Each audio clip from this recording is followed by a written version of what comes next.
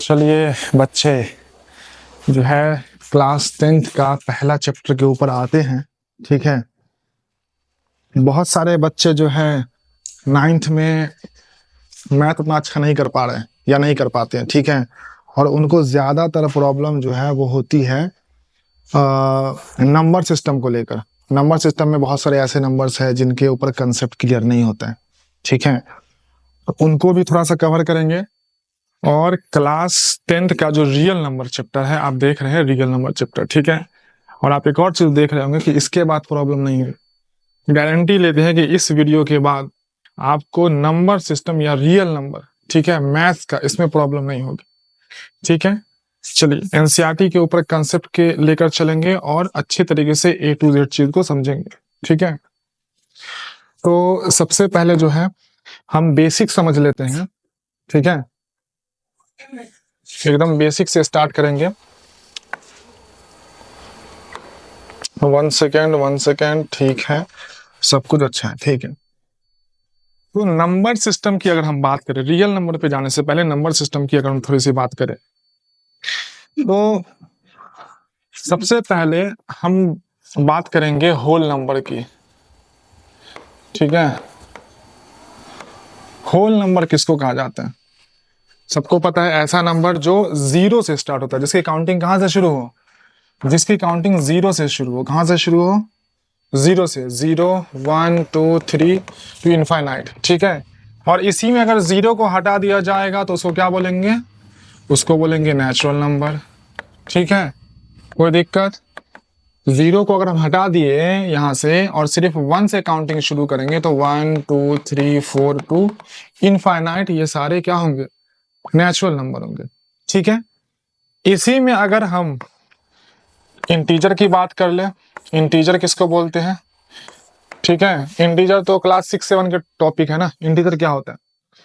तो number line पे सारे नंबर्स रखे हुए हम जानते हैं। ठीक है, बीच में 0 है, इस तरफ सारे पॉजिटिव नंबर है, लाइक 1, ठीक है, 2 3 4 5 सो ऑन, और इस तरफ सारे निगेटिव नंबर है। ठीक है, 1 2 3 4 एंड सो ऑन, निगेटिव में सारे नंबर है। ठीक है, तो ये सारे पॉजिटिव नंबर और सारे निगेटिव नंबर अलोंग विद 0, 0 के साथ, इन सबको इंटीजर बोला जाता है। क्या बोला जाता है? इंटीजर। तो all positive and negative number, ठीक है, numbers along with 0, along with 0, उसको क्या बोलेंगे? इंटीजर बोलेंगे। अब अगर कोई मुझे बोलेगा सर क्या -2.5 इंटीजर है? नहीं, -2.5 इंटीजर नहीं है, क्योंकि आपको इंटीजर में या तो -2 होगा या तो -3 होगा, आप बीच का नंबर नहीं ले सकते हैं। ठीक है, इसी तरीके से 3/2 क्या ये इंटीजर है? ये इंटीजर नहीं है, ये तो फ्रैक्शनल है, रैशनल है। ठीक है, तो इंटीजर में आप राउंड फिगर में नंबर लेंगे, या तो आप 2 ले, या तो 3 ले, या तो 4 ले, इसके बीच का नंबर नहीं लेंगे। तो सारे पॉजिटिव नंबर और सारे नेगेटिव नंबर 0 के साथ, ये सब क्या कहलाएगा? इंटीजर कहलाएगा।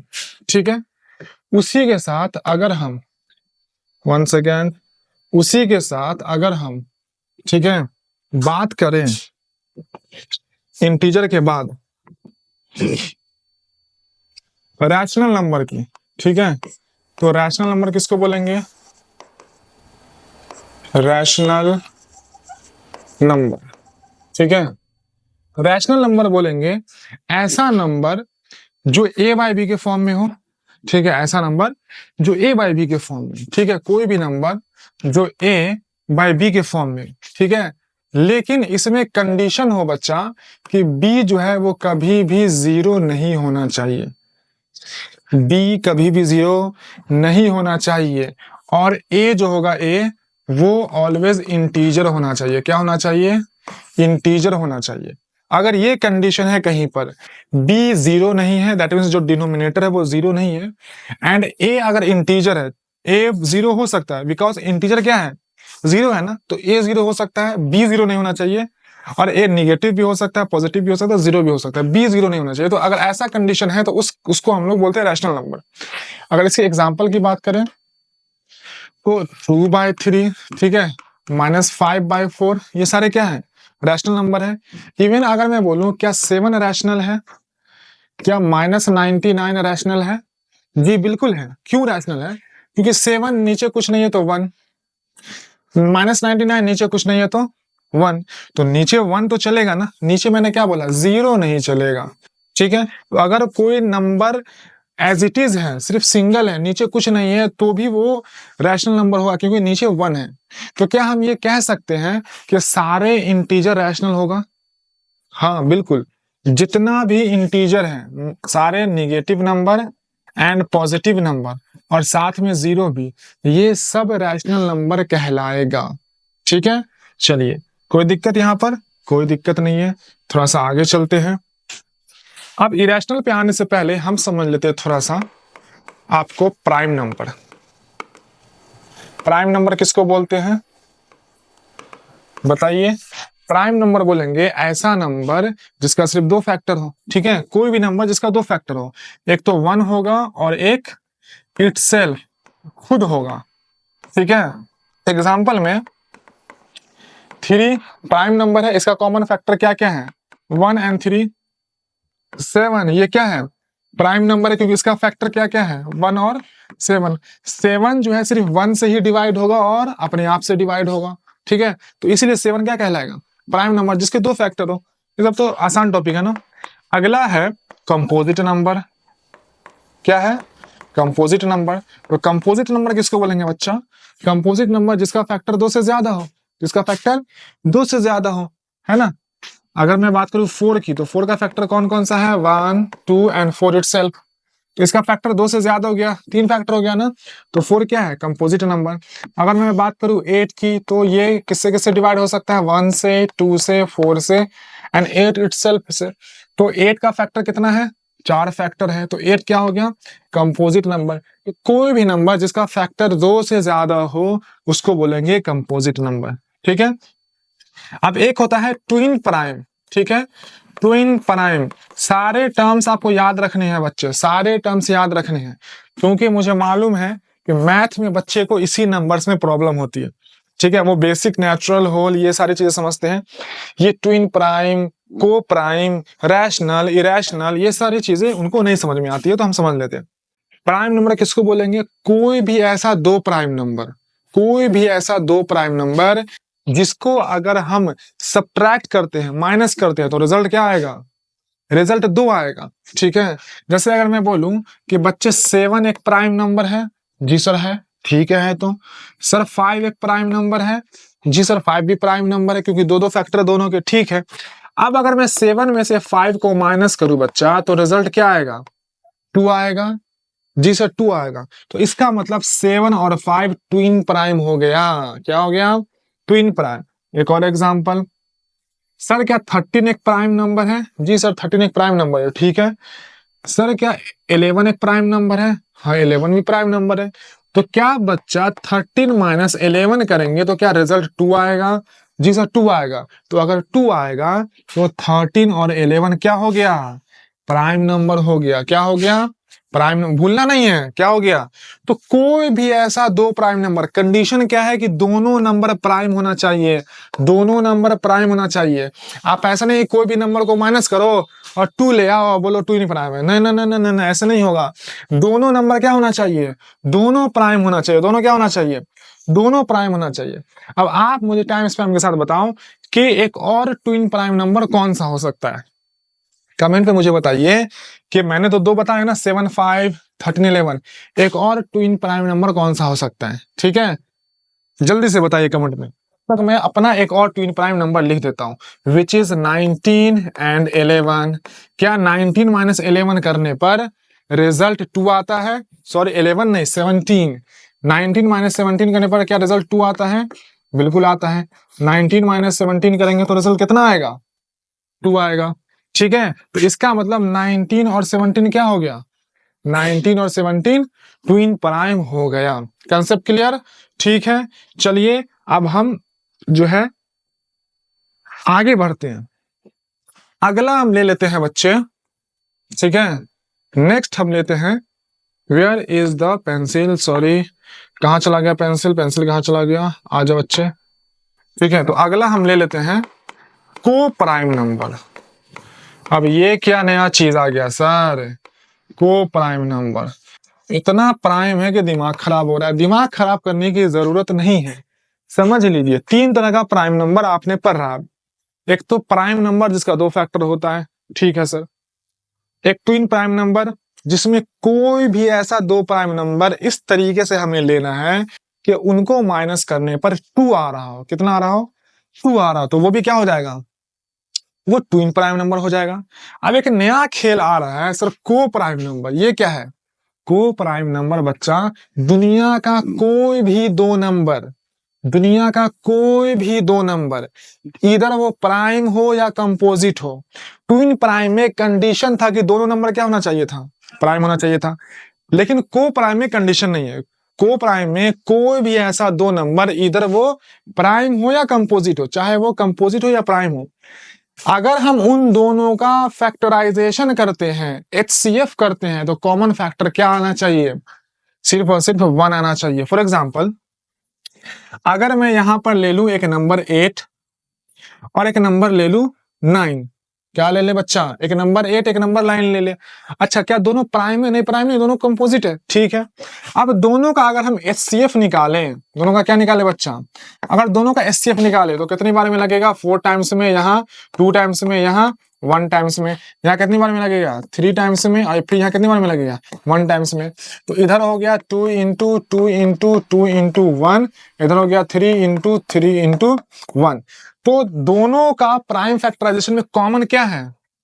सिर्फ 1 कॉमन है ना। तो अगर सिर्फ 1 कॉमन आ रहा है तो ये नंबर कहलाएगा को प्राइम। समझ में आया? कोई भी दो नंबर, चाहे वो प्राइम हो, चाहे वो कंपोजिट हो, चाहे वो प्राइम कंपोजिट हो या वो कंपोजिट प्राइम हो, कुछ भी हो, अगर हम उनका एचसीएफ करते हैं, प्राइम फैक्टराइजेशन करते हैं, और कॉमन 1 के अलावा कुछ आता ही नहीं है, तो वो दोनों नंबर क्या हो जाएगा? को प्राइम हो जाएगा। और को प्राइम से जुड़ा हुआ एक और हम चीज आपको बता देते हैं। अभी अभी आपने पढ़ा रैशनल नंबर के बारे में। किसके बारे में पढ़ा? रैशनल नंबर के बारे में। एक होता है स्टैंडर्ड रैशनल नंबर। क्या होता है बच्चा? Standard rational number. अब ये क्या नया खेल शुरू कर दिए सर?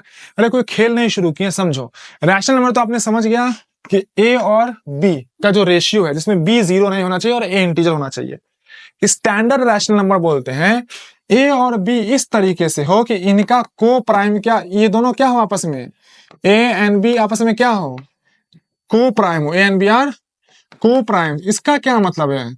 इसका मतलब ये है बच्चा कि ए और बी का कॉमन फैक्टर क्या होना चाहिए? सिर्फ और सिर्फ 1 होना चाहिए। तो वो क्या कहलाएगा? को प्राइम कहलाएगा या स्टैंडर्ड रैशनल नंबर कहलाएगा। फॉर एग्जाम्पल, अगर हमने लिया यहाँ पे 12, यहाँ पे हमने लिया 8, ये रैशनल है जी सर, रैशनल है, लेकिन स्टैंडर्ड नहीं है। स्टैंडर्ड क्यों नहीं है? क्योंकि इन दोनों का एचसीएफ करेंगे तो इसका कॉमन फैक्टर 2 भी है, 4 भी है। समझ में आ रहा है? इसका कॉमन फैक्टर 2 भी है, 4 भी है। स्टैंडर्ड रैशनल नंबर के लिए आपको कॉमन फैक्टर सिर्फ क्या होना चाहिए? 1 होना चाहिए। क्या होना चाहिए? 1। तो अगर हम इसको सिंपलेस्ट फॉर्म में ला दें, कैसे लाएंगे? 4 2 जा 8, 4 3 जा 12। अब ये कितना आ गया? 3/2। क्या अब ये कटेगा? नहीं कटेगा, ये सिंपलेस्ट फॉर्म में आ गया। अब इन दोनों का कोई कॉमन फैक्टर है? नहीं है ना। 1 के अलावा है? नहीं है। तो इन दोनों कॉमन फैक्टर अगर 1 आ गया तो दैट मीन्स ये को प्राइम है और यही स्टैंडर्ड रैशनल नंबर है। Concept clear? कोई दिक्कत, कोई कंफ्यूजन नहीं? चलिए अब हम थोड़ा सा और आगे चलते हैं। अब हमने रैशनल नंबर तो समझ गए, रैशनल नंबर क्या होता है। अब समझते हैं इरैशनल नंबर। ठीक है, इरैशनल नंबर। इरैशनल नंबर क्या होता है बच्चे? इरैशनल नंबर बोलते हैं कि देखिए, इरैशनल नंबर तीन तरह का होता है। मैं तीनों बता देता हूं। एक तो होता है इनपरफेक्ट या incomplete square root. Square root, कोई भी ऐसा नंबर जो स्क्वायर रूट में हो तो वो पूरा का पूरा बाहर नहीं निकल सकता है। फॉर एग्जाम्पल √2, क्या ये पूरा बाहर आ सकता है? अरे मेरे बच्चे, यहाँ पे अगर मैं 16 लिखूं तो ये 4 बाहर आ गया ना। 25 लिखूं तो ये 5 बाहर आ गया ना। आया कि नहीं आया? पूरा का पूरा इंटीजर के फॉर्म में बाहर आ रहा है ना। लेकिन क्या रूट टू को हम इस फॉर्म में, इंटीजर के फॉर्म में बाहर ला सकते हैं? नहीं ला सकते हैं। तो रूट टू क्या हो गया? इरेशनल हो गया। उसी तरीके से रूट थ्री, इसको क्या हम ला सकते हैं रूट के बाहर कंप्लीट? नहीं ला सकते। तो रूट थ्री भी क्या हो गया? इरेशनल हो गया। उसी तरीके से root five, root seven, root eight, root 10 ETC, ये सारा क्या है? ये सारा मेरे बच्चे इरेशनल नंबर है, बिकॉज ये इनकम्प्लीट स्क्वायर रूट है या इम्परफेक्ट स्क्वायर रूट है। इसको हम पूरा का पूरा रूट के बाहर नहीं ला सकते हैं। क्लियर? ठीक है। दूसरा होता है जो आपका पाई का जो सिंबल है, that symbol is also called irrational number. एक नंबर का क्वेश्चन मैं बता दे रहा हूं कि पाई की वैल्यू नहीं बच्चे 3.14 या 22/7, ये इरेशनल नहीं होगा। सिर्फ पाई का सिंबल जो है वो क्या है? वो इरेशनल है। ठीक है। Third one is non terminating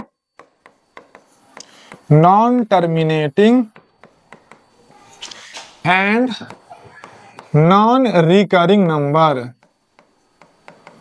non terminating and non recurring number. अब ये क्या लिख दिए सर? ये कुछ नहीं लिखे हैं बच्चा। आप क्लास 9th में इरेशनल नंबर पढ़े होंगे, नॉन टर्मिनेटिंग या टर्मिनेटिंग नंबर क्या होता है और नॉन रिकरिंग और रिकरिंग नंबर क्या होता है। तो जो नॉन टर्मिनेटिंग या नॉन रिकरिंग नंबर होता है उसी को इरेशनल नंबर बोलते हैं। इसको ज्यादा एक्सप्लेन नहीं करेंगे, वीडियो बहुत लंबा चला जाएगा। इसका एग्जाम्पल अगर मैं बोलूं तो ये कुछ इस तरीके से होता है। For example 1.05, 005, 0005 and so on. That means हर बार एक जीरो इंक्रीज हो रहा है डेसिमल के बाद। इस तरह का जो भी नंबर होगा उसको हम लोग बोलते हैं नॉन टर्मिनेटिंग या नॉन रिकरिंग, और इसी को हम लोग बोलते हैं इरेशनल नंबर। क्लियर? चलिए अब हम आगे की तरफ जाएं कि नहीं जाएं? जल्दी बताइए। अब हम जो है पूरा का पूरा आपको 1 सेकेंड जो है हम थ्योरम पे आते हैं। ठीक है, इतना क्लियर हो गया? क्लियर हुआ कि नहीं हुआ? रियल नंबर रह गया है। रियल नंबर किसको बोलते हैं सर? रियल नंबर ही नहीं बताएं सर। अरे बच्चा मेरे, रियल नंबर बोलते हैं combination of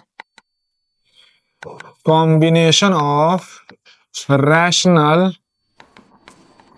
and irrational. Rational and irrational. Rational और इरेशनल नंबर को जो है कंबाइन कर दे, चाहे वो एडिशन के साथ करें, चाहे वो सब्सट्रैक्शन के साथ करें, चाहे वो मल्टीप्लिकेशन के साथ करें, या वो डिवीजन के साथ करें। अगर रैशनल और इरेशनल दोनों को अगर हम कंबाइन कर देते, जोड़ देते हैं, तो बनता है real number. That is our chapter जो आज डिस्कस करना है। फॉर एग्जाम्पल 2 क्या है? एक रैशनल नंबर है क्योंकि 2 इंटीजर है। इंटीजर रैशनल नंबर होता है क्योंकि इसके नीचे कुछ नहीं है तो 1 है। पहले मैंने बोला कि नहीं बोला? तो 2 क्या है? एक रैशनल नंबर है। अब 2 को अगर हम ऐड कर दे √3 से, क्योंकि √3 क्या है? इरेशनल है, तो ये पूरा का पूरा बन जाएगा रियल नंबर। या 2 को सब्ट्रैक्ट कर दे √3 से तो बन जाएगा रियल नंबर। या 2 को मल्टीप्लाई कर दे √3 से तब भी बन जाएगा रियल नंबर। या 2/√3 कर दे या √3/2 कर दे तब भी क्या बन जाएगा? तब भी रियल नंबर बन जाएगा। क्लियर? कोई दिक्कत? कोई दिक्कत नहीं। चलिए अब सारा कंसेप्ट क्लियर हो गया। अब आते हैं थ्योरम 1.1। ठीक है, पहले पढ़ लेते हैं फिर समझते क्या है। थ्योरम 1.1 जिसको हम लोग फंडामेंटल थ्योरम ऑफ अरिथमेटिक भी बोलते हैं, ये क्या कहता है? जो आपके एनसीईआरटी का सबसे पहला थ्योरम है। सबसे पहले तो आप ये समझ लीजिए कि एनसीईआरटी ने थ्योरम को हटा हटा कर किताब को कर दिया पतला। ठीक है, हम लोग के टाइम में एनसीईआरटी में इतने थ्योरम होते थे रियल नंबर में, अभी तो सिर्फ 3 रह गए जो कि आपको पढ़ना है सिलेबस बेस पर। जिसमें से सबसे पहला थ्योरम 1.1 है जिसको हम लोग फंडामेंटल थ्योरम ऑफ अरिथमेटिक बोलते हैं। वो क्या कहता है पहले पढ़ लेते हैं। Every composite number can be expressed or factorized as a product of primes, and this factorization is unique apart from the order in which the prime factors occur. नहीं समझ में आया? कोई बात नहीं, इंग्लिश है, डिफिकल्ट नहीं है, समझ में आ जाएगा। हम अभी समझा देते हैं। कोई भी composite number, any composite number, कोई भी कंपोजिट नंबर, प्राइम की बात नहीं कर रहा, कोई भी। ठीक है, फॉर एग्जांपल यहाँ पे मैं एक कंपोजिट नंबर लेता हूँ। कौन सा नंबर लिया मैंने? कंपोजिट नंबर लिया विच इज 12। बोला कि उसको अगर हम फैक्टराइज करते हैं, फैक्टराइज समझ रहे ना बच्चा? अगर हम फैक्टराइज करते हैं कैसे करेंगे? 2 6 जा, ठीक है, 2 3 जा, ये फैक्टराइजेशन है कि नहीं है? तो इसका फैक्टराइजेशन क्या आएगा? 2 × 2 × 3 आएगा ना? इसको बोलते हैं प्रोडक्ट ऑफ फैक्टराइजेशन। ठीक है, तो इसका जो प्रोडक्ट आएगा, ये प्रोडक्ट है 2 2 3, ये क्या है, इसका प्रोडक्ट है। तो बोला कोई भी कंपोजिट नंबर को अगर हम फैक्टराइज करते हैं तो उसका जो प्रोडक्ट आएगा वो प्रोडक्ट सिर्फ और सिर्फ प्राइम नंबर होगा। नहीं समझ में आ रहा है? 12 कंपोजिट नंबर है, इसका हमने फैक्टराइज किया, इसका जो प्रोडक्ट आया 2 2 3 है ना, 2 2 3, ये प्रोडक्ट जो बोल रहा है, ये प्रोडक्ट ऑलवेज क्या आएगा, प्राइम्स में आएगा। और आप देख लो कि ये 2 भी क्या है, प्राइम है, 2 प्राइम है, 3 प्राइम है, ऑलवेज प्राइम नंबर होगा। उसके साथ एक और चीज बोल रहा है कि और ये चीज यूनिक होगा और इसका ऑर्डर मैटर नहीं करता है। ऑर्डर मैटर नहीं करता, इसका क्या मतलब है कि अगर हम इस 12 को, पहले हमने यहाँ पे 2 से फैक्टराइज किया, अगर हम 3 से भी फैक्टराइज कर दें, किससे करें, 3 से भी, तो क्या हो जाएगा, 3 4 जा 12 एंड 2 2 जा 4। तो इसका प्रोडक्ट क्या आया, 3 इंटू 2 इंटू 2। तो अगर हमने ऑर्डर भी चेंज कर दिया फैक्टराइज करने का, तब भी ये और ये क्या है, दोनों सेम है, दोनों क्या आएगा, सेम आएगा। कोई भी कंपोजिट नंबर है उसका प्राइम फैक्टराइजेशन करोगे तो उसका जो प्रोडक्ट आएगा वो हमेशा प्राइम आएगा। अब आप ऑर्डर चेंज भी कर दो फैक्टराइजेशन का, तब भी जो प्रोडक्ट है वो क्या रहेगा, सेम रहेगा, प्रोडक्ट चेंज नहीं होगा। ये आपका थ्योरम 1.1 है। ठीक है, समझ में आ गया, क्लियर? क्वेश्चन करेंगे, अभी के लिए इतना छोड़ देते हैं। ठीक है, चलिए नेक्स्ट पे आते हैं। थ्योरम 1.2 क्या कहता है, समझ लेते हैं। थ्योरम 1.2 क्या कहता है बच्चे, let P be a prime number. ठीक है, मान लेते हैं कि P मेरा क्या है, एक प्राइम नंबर है। ठीक है, और वो P क्या कर रहा है, a स्क्वायर को डिवाइड कर रहा है। ये P है विच डिवाइड्स a स्क्वायर। और अगर ये a स्क्वायर को डिवाइड करेगा तो वही P a को भी डिवाइड करेगा। नहीं समझ में आ रहा है? अगर मेरे पास एक प्राइम नंबर है P, तो मान लेते हैं मेरे पास एक प्राइम नंबर है 5 एक प्राइम नंबर है, हमने मान लिया। अब अगर ये 5 25 के स्क्वायर को डिवाइड करेगा तो 25 का स्क्वायर कितना होता है, 625। तो अगर ये 5 625 को डिवाइड करेगा तो ये 525 को भी डिवाइड करेगा। समझ में आ रहा है कि अगर P जो है a स्क्वायर को डिवाइड करेगा तो P a को भी डिवाइड करेगा। इसी थ्योरम को क्या बोला जाता है, हाँ, थ्योरम 1.2। ठीक है, ये इंपॉर्टेंट है, इस पर क्वेश्चन आएगा तो हम समझा देंगे जब क्वेश्चन के टाइम पे आएंगे। तो ठीक है, इसमें ज्यादा कोई मुश्किल वाली चीज नहीं है। चलिए अब जो है हम थ्योरम 1.3 की तरफ आते हैं। थ्योरम 1.3 क्या कहता है बच्चा? ठीक है, तो इस चैप्टर का जो तीसरा थ्योरम है, क्योंकि 3 ही थ्योरम है, तो तीसरा थ्योरम है कि प्रूफ कीजिए कि √2 इरेशनल है। ठीक है, अब √2 इरेशनल तो है, हम जानते हैं कि हमने पहले बताया कि जितने भी नंबर है कुछ इस तरीके से √2 √3 √5 ये सारे क्या है, इरेशनल है। और जब इरेशनल है ही तो हम इसको इरेशनल प्रूफ करना है। तो सवाल तो अजीब तरीके का है लेकिन है, मैथ है, क्या करेंगे है। तो हम मान लेंगे कि √2 क्या है, रैशनल है, तभी हम प्रूफ कर पाएंगे। इरेशनल को इरेशनल ही प्रूफ करना है तो हम मान लेते हैं रैशनल है, और रैशनल के तरीके से बनाएंगे और देखेंगे कि रैशनल नहीं है तो लास्ट में क्या होगा, इरेशनल होगा। कंफ्यूज नहीं होना है, आइए बताते हैं। ठीक है, चलिए सॉल्यूशन लिख लेते हैं या प्रूफ लिख लेते हैं। अब √2 अगर इरेशनल है तो हम मान रहे हैं √2 क्या है, रैशनल है। तो यहाँ पे लिख लेंगे लेट √2 इज इरेशनल। क्या लिख लेंगे, √2 इरेशनल। और अगर √2, सॉरी फिर से रैशनल ही लिख रहे हैं हम बार बार, √2 रैशनल। और √2 अगर रैशनल है तो इसका मतलब कि √2 जो है वो a/b के फॉर्म में है। क्लियर, रैशनल a/b के फॉर्म में है। कैसा a/b के फॉर्म में है, इस तरीके से है कि a एंड b क्या है, को प्राइम्स है। a एंड b क्या है, को प्राइम्स है। a और b का कॉमन फैक्टर क्या है, 1 है। ठीक है, अब हम क्या करेंगे, क्रॉस मल्टीप्लाई करेंगे तो b√2 इज इक्वल टू क्या हो गया, a हो गया। स्क्वायरिंग बोथ साइड करेंगे तो क्या हो गया, 2b² is equal to a² हो गया। ठीक है, अब यहां पर अगर हम लिखेंगे कि a not a sorry 2 divides a² and 2 also divides a, तो कोई दिक्कत है? बोलोगे सर क्या लिख रहे हैं, बच्चा कुछ नहीं लिख रहे, समझो बात को। यहाँ पर 2 divides a² 2 also divides a, ये क्या है? पिछला थ्योरम जो अभी आपने पढ़ा था कि कोई भी प्राइम नंबर किसी नंबर के स्क्वायर को डिवाइड करता है तो वो नंबर उस नंबर को भी डिवाइड करेगा। थ्योरम पता है ना 1.2, उसी थ्योरम पे। लेकिन ये डिवाइड कैसे कर रहा है सर, हम कैसे मानेंगे कि ये 2a स्क्वायर को डिवाइड कर रहा है? तो आप लिख दिए। आप ऐसे मानोगे बच्चा कि आपको ये वाला कंसेप्ट पता है, ए बी क्यू और आर, जिसमें b हमारा क्या है, डिविडेंड है, a हमारा क्या है, डिवाइजर है, q कोसेंट, r रिमाइंडर। तो ये b is equal to a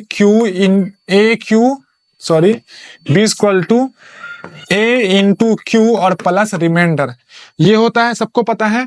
that means कि अगर रिमाइंडर 0 हो जाए तो क्या हो जाएगा, b is equal to a q हो जाएगा ना। रिमाइंडर 0 का मतलब है ये a b को पूरा पूरा डिवाइड कर दिया, a क्या किया, b को पूरा पूरा डिवाइड कर दिया। लेकिन यहां पर a हमारा क्या है, a हमारा 2 है, और b जो है हमारा यहां पर क्या है, b हमारा यहां पर a है। क्या है बच्चा, b हमारा यहां पर a है, तो मतलब ये इसको पूरा पूरा डिवाइड कर दिया। अब अगर ये स्क्वायर के फॉर्म में है तो क्या दिक्कत है, स्क्वायर को डिवाइड कर रहा है, तो 2a स्क्वायर को डिवाइड कर रहा है, तो इसलिए 2 किसको डिवाइड कर रहा है, इसलिए 2a को भी डिवाइड कर रहा है। कंफ्यूज नहीं होना है बच्चा, ठीक है, आपको बस इतनी चीजें याद रखनी है, ठीक है। 2a को भी डिवाइड कर रहा है। अब जब ये इसको डिवाइड कर रहा है, तो जब 2a स्क्वायर को डिवाइड कर रहा था तो यहाँ पर b एक नंबर था। अब जब 2a को डिवाइड कर रहा है तो 2 के साथ एक c भी एक नंबर होना चाहिए नहीं होना चाहिए। तो हम यहाँ पर मान लेते हैं let 2 is equal to a is equal to 2c। क्या मान लेंगे, a is equal to 2c मान लेंगे, ठीक है। Where c is some integer, c क्या है, हमारा कोई इंटीजर है, कोई दिक्कत नहीं, कोई इंटीजर है। अब हम a की वैल्यू को यहां से सब्स्टिट्यूट करेंगे, यहां से वहां रखेंगे a की वैल्यू को, तो क्या हो जाएगा, 2b square is equal to 4c square हो जाएगा। वैल्यू पुट कर रहे हैं, सब्स्टिट्यूट कर रहे हैं, ठीक है। 2 से कट जाएगा ये 2 बार में, तो b square is equal to क्या हो गया, 2c स्क्वायर, कोई दिक्कत नहीं है। अब आप देख सकते हैं यही चीज अगेन दोबारा रिपीट हो गया, सिर्फ यहाँ पे c आ गया इंटीजर के फॉर्म में। तो अब यहाँ पर 2a स्क्वायर को डिवाइड कर रहा था, अब यहाँ पे 2 किसको डिवाइड करेगा, b स्क्वायर को डिवाइड करेगा। तो यहाँ पे हम लिख सकते हैं कि 2 divides b square and 2 also divides b, ठीक है। अगर 2 b स्क्वायर को डिवाइड कर रहा है तो 2 b को भी डिवाइड करेगा। हमने माना था थोड़ी देर पहले कि a और b को प्राइम है, मतलब a और b का कॉमन फैक्टर सिर्फ और सिर्फ 1 है, तभी तो रैशनल है। लेकिन यहाँ पे पता चल रहा है कि a का कॉमन फैक्टर 2 भी है और b का कॉमन फैक्टर 2 भी है। दैट मीन्स a और b को प्राइम नहीं है, क्योंकि इसका कॉमन फैक्टर 2 भी हमने निकाल दिया। और जब ये को प्राइम नहीं है तो ये क्या है, रैशनल नहीं है, और जब ये रैशनल नहीं है तो ये क्या है, इरैशनल है। बहुत अच्छे बच्चा, प्रूफ हो चुका है, सिर्फ स्टेटमेंट लिखना है। स्टेटमेंट में क्या लिखना है कि चूंकि आवर कॉन्ट्राडिक्शन, आवर अजम्पशन लिखो बच्चा, आवर अजम्पशन, ठीक है, आवर अजम्पशन वाज रॉन्ग, हमारा जो कल्पना था, आवर अजम्पशन वाज रॉन्ग, वो गलत हो गया। क्या, दैट के a और b को प्राइम है, a और b क्या है, को प्राइम है, ये हमने माना था ना, तो ये हमारा अजम्पशन गलत हो गया। अब जब a और b को प्राइम नहीं है तो इसका मतलब √2 रैशनल नहीं है, और जब √2 रैशनल नहीं है तो √2 क्या है, √2 इरैशनल है। सो √2 इज इरैशनल, ठीक है बच्चे, इरैशनल, ठीक है। 1 सेकेंड, √2 इज इरैशनल, ठीक है, कोई दिक्कत, बस इतना ही काफी है। और याद रखिएगा ये क्वेश्चन VVI है, ऐसा नहीं कि √2 का ही आएगा, आपको क्वेश्चन √3 पे भी आ सकता है, √5 पे भी आ सकता है, √p पे भी आ सकता है, √q पे भी आ सकता है, या 3 + √5 पे भी आ सकता है, या 2 - √3 पे भी आ सकता है, किसी पे भी आ सकता है। लेकिन ऐसा क्वेश्चन आएगा ही आएगा प्रूफ करने के लिए, और ये VVI क्वेश्चन है, ये हर बार हर साल एग्जाम में आता है। ये था आपके चैप्टर का जो है 3 थ्योरम, और ये थ्योरम के साथ एनसीईआरटी का रियल नंबर खत्म हो गया। अगर इसमें कोई डाउट है तो आप मुझे बताएं, और इस चैप्टर में, ठीक है, जितने भी इंपॉर्टेंट क्वेश्चन हैं, जितने भी PYQ है जो पिछले साल पूछे गए हैं या जो इस साल पूछे गए हैं, वो कुछ इंपॉर्टेंट क्वेश्चन हम इसके बाद वाले वीडियो में इसी चैप्टर का हम करेंगे, ठीक है। तो उसके लिए आप लोग को स्टे ट्यून रहना है, और जो है कोई भी दिक्कत हो या कुछ भी हो तो आप मैसेज कमेंट कीजिए, ठीक है। सब्सक्राइब करके रखिए, अगला जो वीडियो आएगा तो वो आपको पता चल जाएगा, ठीक है।